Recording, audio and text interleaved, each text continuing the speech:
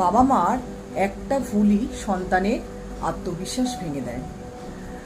অনেক সময় বাচ্চা কোনো ভুল করলে তাকে আমরা দোষারোপ করি, আর আমরা ভাবি আমার নিয়মই সঠিক। কিন্তু সত্যি কি এটা ঠিক?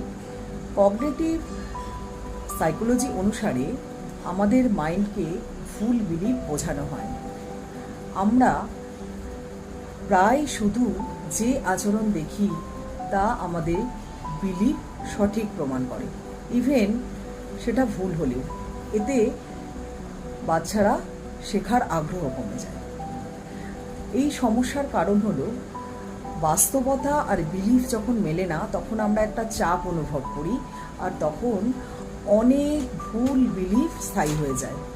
এর সলিউশন কি? এর সলিউশন হলো বিলিভের পরিবর্তন করা। বাচ্চার আচরণ বুঝুন, তাকে এমপ্যাথি দিন, আর তাকে দোষারোপ না করে তাকে উৎসাহ দিন। বিলিভ ভাঙুন, বাচ্চার কনফিডেন্স বাড়ান। মনে রাখবেন, ভুলই হচ্ছে শেখার একটা পথ।